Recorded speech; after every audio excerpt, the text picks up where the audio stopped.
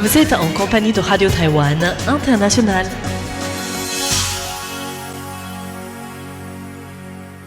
Bonjour à toutes et à tous, soyez les bienvenus en compagnie du service français de Radio Taïwan International en ce dimanche 24 décembre pour suivre ce programme dominical qui débutera comme tous les dimanches avec l'émission On en parle à Taïwan qui sera suivie de partitions orientales consacrées cette semaine au paysage sonore de Taïwan et de Sous les cieux amplifiés animé par Aurélien Rossanino.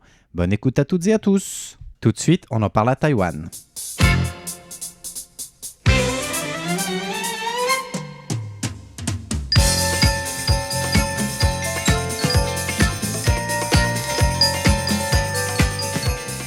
Bonjour à tous, c'est Meguang. Florian Dai. Et François-Xavier Boulet pour vous souhaiter un Joyeux Noël.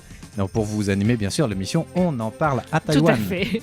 Voilà, mais bon, vu qu'on met c'est Noël, on est le 24 décembre, c'est la joie, la ferveur des fêtes de fin d'année. Et qui dit Noël dans On en parle à Taïwan dit thématique spéciale, n'est-ce pas? Oui, et aujourd'hui nous allons parler beaucoup d'événements, d'installations qui sont en lien avec cette fête à Voilà. Taïwan. Et alors on commence par quoi dans toute cette présentation? On Il y a commence eu par des quoi? marchés de Noël. Il y a eu des marchés de Noël, il y a eu des places avec plusieurs animations, des décorations, des choses comme ça. Personnellement, je suis allée à un marché de Noël. Cette fois-ci, je crois que c'est la première fois de ma vie depuis que Taïwan organise régulièrement des marchés de Noël. Oui. Et celui que je suis allée, c'est un marché qui est organisé à Taïwan seulement depuis 2 à 3 ans, je pense. Et on appelle ça officiellement le marché de Noël de l'Allemagne, en fait. Mais dans ce marché, on ne vend pas uniquement des produits de l'Allemagne. Voilà, donc pas que des pieds de porc, quoi. Malheureusement, il y a des pieds de porc. Noël, Non. bien sûr. En fait, pour ce marché de Noël, il y a plus de 80 marques qui étaient présentes et il y avait tous les commerces de l'Europe qui représentent l'Europe, on pourrait dire. Donc, il y a bien un pâtissier français qui était présent. Mais à côté de cela, il y a toutes les gastronomies réputées de l'Allemagne à Taïwan, comme le pied de porc, les saucisses, mais aussi le vin chaud et aussi le célèbre gâteau, plutôt, ça s'appelle le Stollen. Le Stollen. Le Stollen, j'ai toujours du mal Stollen à prononcer ça. Et le tout accompagné des bières et des bières et des bières, bien sûr. Des bières allemandes. Essentiellement allemandes, oui, effectivement. Mais le plus étrange dans cela, c'est, bien sûr, on vend aussi des décorations de Noël, les sapins de Noël, mais le plus étrange dans... Tout ce que tu as vu? Oui, c'est des appareils ménagers électriques. Pardon? Non, des appareils électroménagers, ça peut faire partie des cadeaux qu'on glisse sous le sapin, une chaussure. Oui, un micro-ondes, ce genre de choses. Ah oui. Des casseroles. Tout cela. Oui, bien Pourquoi sûr. pas. Ça, c'est c'est le business, quoi. Ça, c'est la chose la plus bizarre que j'ai vue. Voilà. Oui, mais c'est vrai qu'on s'y attend pas forcément. Enfin, même si ça peut faire partie des cadeaux, on s'y attend pas sur un marché de Noël, en fait. C'est ça. Non, c'est ça. Mais tous les stands, il y avait la queue devant. En fait, il y a plein de gens qui faisaient la queue pour acheter et pour acheter à boire, à manger aussi. Consommer, voilà. Est-ce que c'est animé? Donc, ça veut dire que c'est suivi. Les gens y vont, quoi. Oui, les gens y vont. Il faut dire que c'est c'est juste à côté du métro de Yuanshan, qui est pas loin de RTI. D'accord. Et du coup, c'est quelque chose qui est un endroit qui est déjà suffisamment fréquenté le week-end. Oui. Avec toutes les activités. Des activités, des marchés, des expos. Voilà.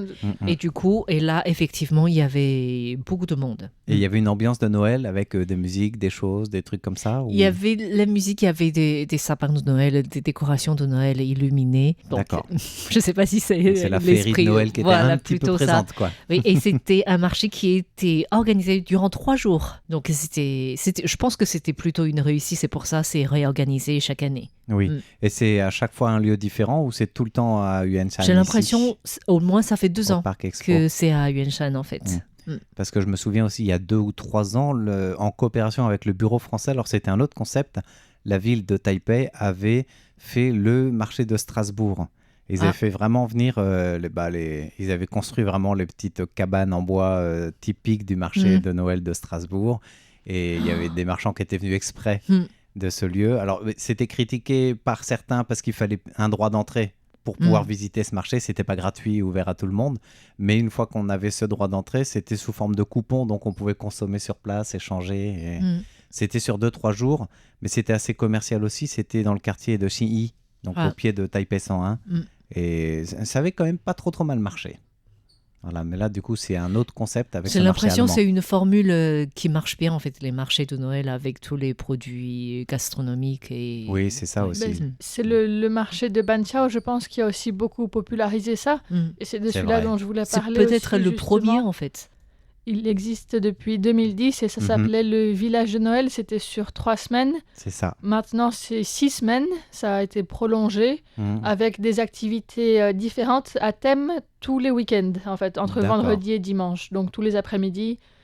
Et il y a énormément de choses. Donc, il y a un défilé de Noël, il y a des concerts, il y a un marché, il y a aussi une fête allemande. Donc, j'imagine que ce sont un peu les mêmes exposants qui sont un week-end à Yuanshan et un autre à Banqiao. Mais en regardant un petit peu le plan du marché, il y avait aussi des pizzas, un stand mexicain, des trucs de Méditerranée. Alors, un peu de tout. Voilà, c'était aussi un peu plus large que juste l'Allemagne, même si ça restait la thématique principale. Et pourquoi l'Allemagne s'est expropriée, on peut dire appropriée de marché de Noël à Taïwan? C'est étrange. Oui, non, mais c'est assez connu, c'est très traditionnel, ça dure depuis longtemps. En France, on parle du marché de Strasbourg, comme on disait à l'instant, qui en fait, c'est la même chose que le marché allemand, sauf que les gens parlent français dans les stands.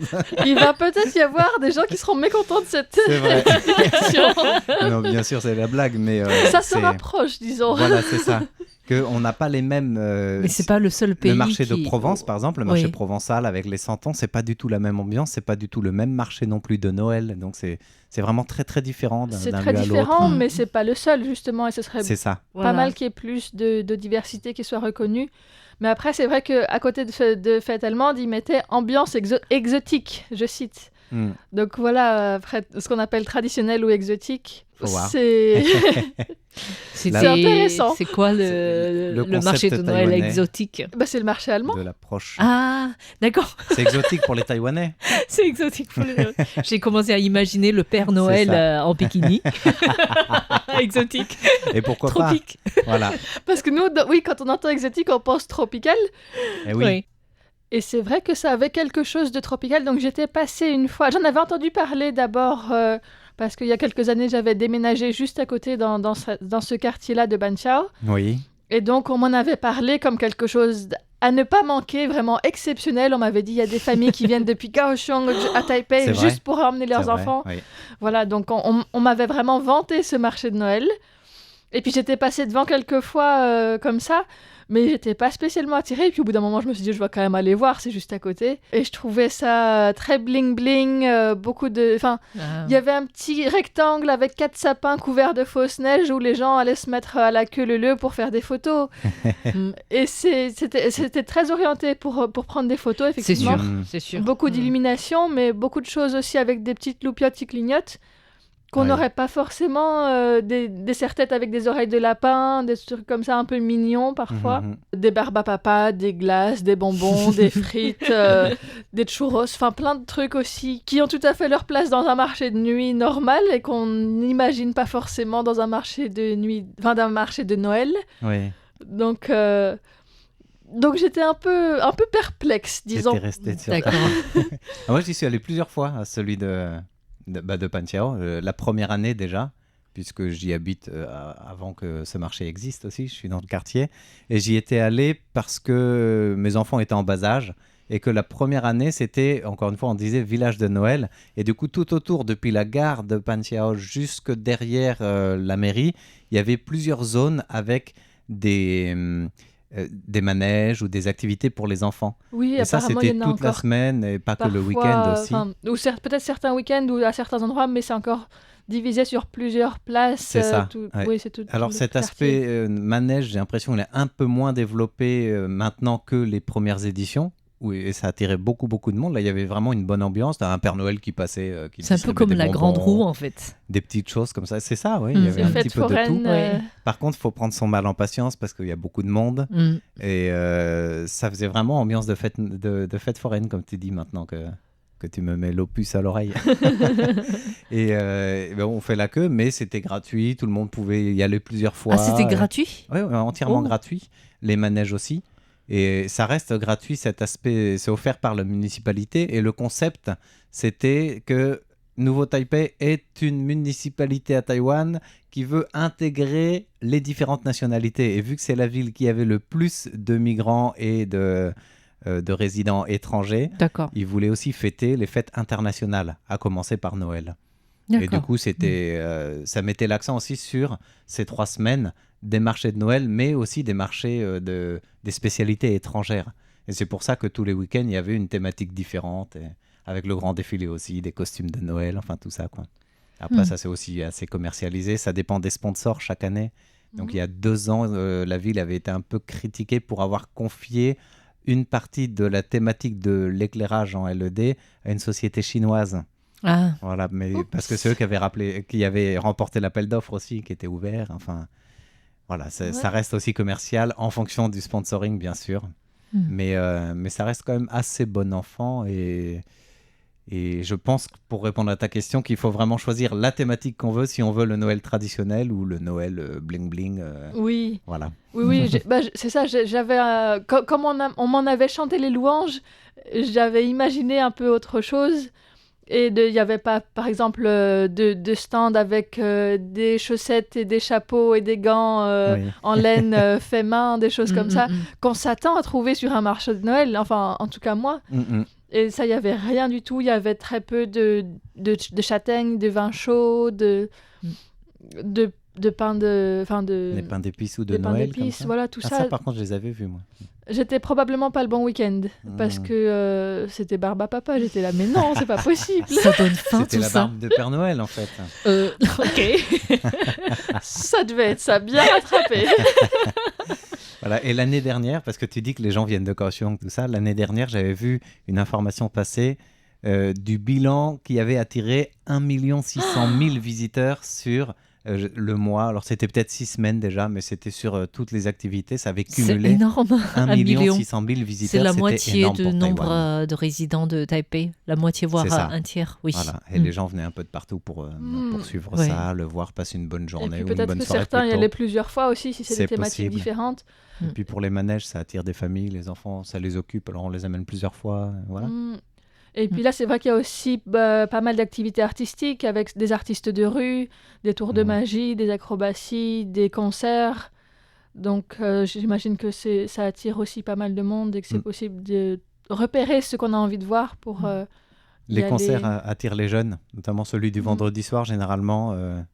Pour avoir un fils qui est maintenant au lycée et qui n'est plus dans les manèges, généralement c'est on va rentrer plus tard ce soir parce qu'avec les copains après l'école on va c'est vrai, les villes comme le Nouveau Taipei ont l'habitude d'organiser un concert à Noël en fait, avec les stars pour les habitants du coin.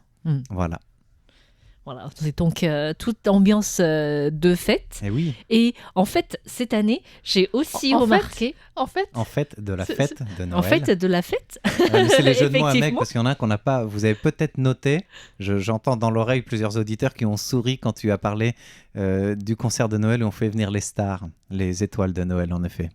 Ok. Je sais pas ce que tu as entendu. Je suis pas sûre que c'était la bonne transmission. Mais en tout cas, cette année, comme les années précédentes, les grands magasins ont aussi leur sapin de Noël en fait. C'est pas comme à Paris, les grands magasins ont des grandes vitrines décorées pendant la fête de Noël. Toutes les galeries Lafayette, notamment à Paris. C'est très très beau. Mais à Taipei, c'est plus des grands sapins. À l'entrée et qui marque, j'ai l'impression qu'il y a une sorte de compétition entre la décoration et la hauteur de sapin de Noël. Le plus haut. Oui. Alors, dis-nous tout. Cette année à Taipei, devant le magasin Mitsukoshi, il y en a plein. Donc c'est le 11e, c'est le A11. Il y a un sapin de Noël qui est de 17 mètres de haut, fait avec plus de 10 000 branches d'aiguilles. Et le tout en couleur blanche. D'accord. Et sous l'arbre, ils ont installé des petites cabanes, en fait, et qui organisent des sortes de dessins animés qui défilent Ok. Plusieurs fois en fait. Du coup, les enfants peuvent aller voir ça. Voilà, avec des neiges qui tombent, des fausses neiges qui tombent. Mhm. Donc pendant 48 jours, il y a plus de 1200 petits spectacles comme ça. Et le sapin propose aussi une sorte de spectacle de son et de lumière qui commence dès 4 heures de l'après-midi et qui est défilé, qui est animé tous les demi-heures pendant 3 minutes. Voilà. Okay. C'est pas mal ça comme animation. Ouais. Et c'est vrai que ça attire aussi pas mal de monde qui vient voir en particulier tout ça, ou qui passe devant, qui viennent avec les enfants. Oui, on n'en parlait pas tout à l'heure en mentionnant le grand marché de Noël de Panxiao. Il y a ça aussi avec le grand sapin, les éclairages LED. Il y a un spectacle son et lumière projeté même sur la façade de la mairie toutes les demi-heures et ça dure plusieurs minutes là aussi. Ouais. Et sinon, il y a le grand magasin Tong Yi Shidai, donc président, et je ne sais pas pourquoi, mais le thème du sapin de Noël de cette année, c'est Barcelone. Barcelone. La ville de Barcelone. C'est vrai que j'ai vu le nom de Barcelone plusieurs fois associé à Noël sur des affiches dans la rue et je me suis dit, pardon ? Oui. C'était ça. Et en plus, c'est un sapin de 13 mètres, plus de couleur violet, parce que ça s'appelle Purple Wish. Qui s'est inspiré de flamenco, je ne sais pas pourquoi, et qui est combiné avec l'image de Sagrada Familia Basilique, et aussi des fontaines européennes. Voilà. Et le tout associé avec des spectacles de son et de lumière. Voilà. Alors pour le coup, on se disait que Noël, c'est pas que l'Allemagne. Eh ben, ils ont réussi à trouver une autre ville pour illustrer l'esprit de Noël. Et c'est vrai qu'à Barcelone, Noël est très présent aussi, il y a des crèches. Oui. Par contre, je proteste, le flamenco, c'est beaucoup plus de l'Andalousie et du sud de l'Espagne que de Barcelone. Mais c'est peut-être parce que... Mais bon, il faut peut-être pas être trop exigeant. Voilà. C'est l'exotisme de l'autre côté des Pyrénées. Toujours dans la Méditerranée, mais bon, c'est pas grave. Voilà. Et sinon, il y a le magasin Louis Vuitton. Oui. Qui propose un grand sapin également. Voilà. Ils ont mis 3 mois pour réaliser ce sapin de 10 mètres de haut. En sac Louis Vuitton. Et de 6 mètres de large. Oui. En sac Louis Vuitton de 6 mètres de large. En valise. Apparemment, en décoration, il y a différentes sortes de sacs ou de valises de Louis Vuitton. D'accord. Donc, Louis Vuitton commercial est pas mal. Louis Vuitton Twist, Louis Vuitton Lac, Monogramme, Speedy, Trunk. Des choses que je ne comprends pas. C'est des cadeaux de Noël potentiels. Il y a 1180 objets de décoration dans ce sens, avec 28 couches. Mais le sapin que je préfère, que j'ai pas vu encore de mes propres yeux... j'allais dire c'est celui de l'entrée de la radio, donc c'est pas celui-là, parce que tu le vois tous les jours. Oui, et il m'énerve d'ailleurs. Bon, je vais pas le dire pourquoi. Il penche, mais que d'un côté, comme la tour de Pise. Il penche, je sais pas pourquoi. Il penche, mais bon, c'est pas... Il a les aiguilles plus lourdes d'un côté. C'est le festival de lumière de Valais organisé par la ville de Taichung, mais dans le parc Sansan. C'est un parc paysager à 1956 mètres d'altitude. Voilà. Donc, il y a 2 sapins, 2 cèdres de 28 mètres de haut qui sont décorés. Ça c'est couleur chouette, de neige et de lumière. Aussi. Voilà, ça c'est vraiment très beau, je pense. Voilà. Et c'est illuminé tous les jours, en fait, de 4h30 de l'après-midi jusqu'à 9h du soir. D'accord, ça doit être magnifique comme spectacle. C'est la couleur de neige, en fait. Ça donne envie d'aller voir ça. Voilà. Ça, en plus, il n'y a pas que ces 2 sapins, du coup, si c'est aussi le thème de la vallée illuminée. Mais à côté, j'ai l'impression que ce n'est pas illuminé, en fait, mais c'est beau quand même. D'accord. Eh bien voilà, si vous êtes de passage dans le coin et que vous nous écoutez, c'est le moment d'aller directement sur place. Voilà. Et sinon, à Taipei, il y a aussi beaucoup de couloirs ou de petits ponts pour piétons qui sont illuminés avec vraiment une arche entière ou avec des thématiques différentes où on est vraiment dans un couloir illuminé quand on passe par là. Tout à fait. Il y a pas mal de petites décorations comme ça. Après, il y a certains hôtels ou des grands magasins qui font leur propre décoration devant leur propre thématique, comme ça là, devant chez eux.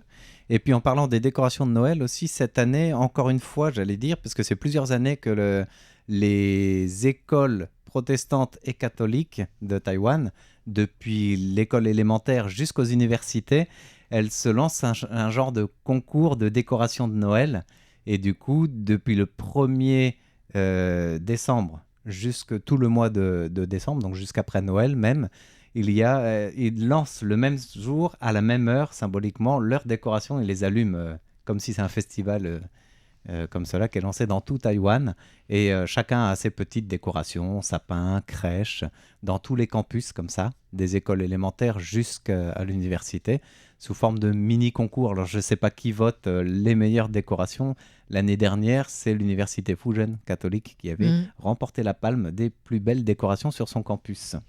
Voilà, oui. Et donc c'est vrai que chacun y met la patte, quoi. Ça peut être les élèves, ça peut être les professeurs aussi, ou peut-être des bénévoles. Là, on part vraiment dans l'esprit Noël, en fait. C'est ça. Je pense que ça sort du volet commercial. Mais du coup, c'est sympa à voir aussi, parce que les écoles, elles ouvrent leurs portes pour que les gens puissent aller le voir aussi le soir ou le week-end, pour aller voir cette petite décoration. Et il y a une école qui s'appelle l'école Polytechnique, c'est plutôt professionnel, technique Saint-Joseph, c'est un lycée, et qui fait collège-lycée, je crois, à Taitung, sur la côte est de Taïwan, qui a vu la petite crèche confectionnée par le professeur de technologie et ses élèves être sélectionnée pour représenter Taïwan à l'exposition des 100 crèches du Vatican. Wow. Donc tous les ans, depuis 47 éditions maintenant, à Rome, il y a ce qu'on appelle l'exposition des 100 crèches, ou des 100 scènes de la nativité. En fait, c'est entre 100 et 200 qui sont choisis dans chaque pays pour représenter une grande exposition avec un genre de compétition aussi, puisqu'il y a des prix qui sont remis à la fin de cette exposition qui a lieu début décembre jusqu'à la mi-janvier à peu près chaque année. Du coup, ça a besoin de porter les caractéristiques de chaque pays ou pas, en fait? Pas forcément, mais chaque pays choisit alors ça doit être en lien avec l'ambassade du Vatican dans le pays ou les différentes représentations, je pense. Là, par exemple, à Taïwan, c'est la conférence des évêques catholiques qui, avec l'ambassade du Vatican à Taïwan, ont choisi la crèche qui allait représenter Taïwan sur place. Donc Taïwan y participe depuis plusieurs années. En 2014, avant de parler de celle de cette année, en 2014, c'était Tainan qui avait représenté Taïwan pour une crèche. Et c'était assez intéressant comme concept. Ça représentait des bergers qui allaient rendre visite au petit Jésus qui vient de naître dans la crèche. Où ça? Au Pescador. Parce que le diocèse de Tainan, il couvre aussi les pescadors. Et du coup, on voyait vraiment je ne sais pas comment on appelle ça. Le balsat. En forme de cœur, le double cœur des pescadors, qui est un genre le piège à poisson, voilà, en fait. de piège à poisson pour la pêche.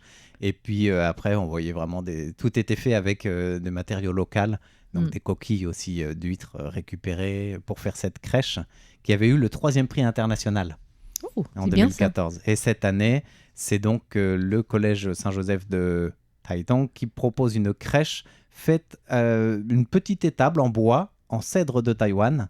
Et c'est assez tout simple. Les santons sont aussi en bois de Taïwan et un éclairage LED qui est présenté comme le plus environnemental possible. Alors cette crèche, elle... J'ai l'impression que c'est une crèche toute petite en fait. Elle est toute petite. Elle fait qu'est-ce qu'elle a de... 20 ou 30 cm de haut, sur une cinquantaine de large seulement. Qu'est-ce qu'elle a de si particulier pour avoir attiré leur attention alors? Je pense que c'est parce que ce sont les élèves eux-mêmes qui l'ont fait en grande partie. Parce que quand tu la regardes, elle est pas... elle est jolie, mais elle est toute simple. Et tu dis, je ne suis pas sûr qu'elle peut remporter un prix international, mais elle a été choisie plutôt pour son concept et la réalisation des enfants eux-mêmes, je crois. C'est comme ça que c'est présenté par la conférence épiscopale des évêques. Et l'étable, elle est donc, je disais, faite en cèdre de Taïwan. L'éclairage LED est projeté sur la petite mangeoire avec du foin dans lequel l'enfant Jésus est né pour refléter la simplicité de la scène d'origine. Et l'idée, c'est de montrer que par la simplicité, on arrive à passer un message grand et universel. C'est un peu le concept de cette scène. Voilà, donc elle participe aujourd'hui, cette année, à l'exposition où il y a 120 crèches sélectionnées du monde entier Depuis, donc il y a celle de Taïwan, mais il y a d'autres pays. Il n'y avait pas tous forcément alliés diplomatiques du Vatican. Il y a des scènes qui viennent d'Ukraine, de Russie, d'Autriche, de République tchèque, de Slovaquie, d'Allemagne, d'Irlande, de Slovénie, de Hongrie, de Pologne, d'Estonie, l'Italie bien sûr, la Croatie, l'Espagne. La Corée. San Marin, non, les États-Unis, le Venezuela. En Asie, il y a Taïwan et les Philippines. D'accord, puis, c'est logique. Voilà. Oui. Donc, ce sont les pays les plus chrétiens. Tout à fait. Et donc Taïwan, je disais, il participe depuis plusieurs années. En 2007, il y avait un concours national des différentes crèches aussi, organisé là par les différentes paroisses, églises ou écoles, pareil, chrétiennes de l'île. Et en 2007, je me souviens que la crèche qui avait été sélectionnée pour être envoyée au Vatican, jusqu'à aujourd'hui, elle continue de m'impressionner. J'ai encore cette image de fois. Je revois une sphère qui représente la terre en bambou tressé. C'était très fin, mais très très joli. Et il y a une petite ouverture. C'est la forme de l'île de Taïwan. Et de cette petite ouverture, parce que la terre, du coup, c'était creusée, c'est comme un berceau. Et du coup, il y avait la crèche dans ce berceau qui est notre terre, avec l'ouverture en forme d'île de Taïwan. Et dedans, il y avait les petits santons traditionnels de la nativité. Et il y avait un éclairage un peu tamisé. C'était magnifique. Tu crois qu'on pourrait illustrer l'émission sur le site avec ces deux photos? Je ne suis pas sûr qu'on puisse retrouver celle-là. D'accord. Mais, parce que j'ai cherché sans la retrouver. D'accord. Mais celle de 2014 de Tainan et celle de cette année, on les a en archive sans problème. Wow. Donc on peut les mettre dans l'article sans souci. Voilà, à vérifier sur notre site internet. Et je ne suis pas si surprise que ça que la crèche ait été faite à Taidong, parce que c'est une région où il y a beaucoup d'autochtones, et les autochtones sont beaucoup plus chrétiens, catholiques en général. Et c'est là-bas aussi que j'avais passé un Noël où je sentais le plus l'ambiance de Noël, parce que les gens rentrent dans leur famille justement là-bas. Oui. Et il y a beaucoup de décorations, Voilà. Il y a beaucoup de fleurs aussi dans les jardins, enfin tout est très, très soigné. Et il y a cet esprit de solidarité aussi, où ils font beaucoup d'activités entre eux, des loteries, des tirages au sort avec des tas de choses. C'est toujours une grande fête. De la vie quotidienne, c'est ça. Ils donnent des choses à tout le monde pour être sûr que les gens ne manquent pas de produits basiques. Ça peut être des trucs d'entretien aussi, ou n'importe quoi. Mais on sentait qu'il y avait vraiment le fait de prendre soin de sa famille et du village en entier à la période de Noël dans un village autochtone. Donc je trouvais que c'était un moment très convivial, chouette aussi. Ouais. Et cette année, ils essayent justement de partager cette convivialité de Noël. Les différentes églises protestantes et catholiques se réunissent au parc Ta'an à Taipei avec 46 groupes participants pour faire une grande journée de la paix de Noël. Voilà, ça s'appelle comme ça. Et c'est sur toute la journée avec plein d'activités. Il y a des DIY, donc des ateliers où on peut construire son petit sapin de Noël pour les enfants, des petites décorations comme ça. C'est moins commercial. Il y a des lieux où il y a des chants de Noël, où les différentes chorales peuvent venir animer. Si vous voulez y aller, vous pouvez passer et chanter votre même chanson. Voilà. Ça va se terminer avec 2 heures de défilé dans les rues de Taipei à chanter des chants de Noël depuis donc Ta'an Kongyuan jusqu'au musée de l'eau. Voilà, mais ça peut mettre de l'animation, c'est sympathique aussi. Ça change, hein, on voit que ça change depuis des choses très commerciales. C'est ça, il y a vraiment on commence à avoir une célébration de cette fête à son origine en fait. Voilà. Et c'est peut-être l'aspect trop commercial entre guillemets qui a fait réagir ces paroisses de se dire il faut vraiment qu'on fasse un truc qui soit vraiment l'esprit de Noël. C'est vrai, c'est possible aussi. Oui. Cette magie est toujours là. Voilà. On espère qu'elle est aussi chez vous, chers auditeurs et auditrices. Forcément, je suppose. Oui, et bon Noël à toutes et à tous. En famille, entre amis, bien entourés. Joyeux Noël. Bye bye. Bonne fête.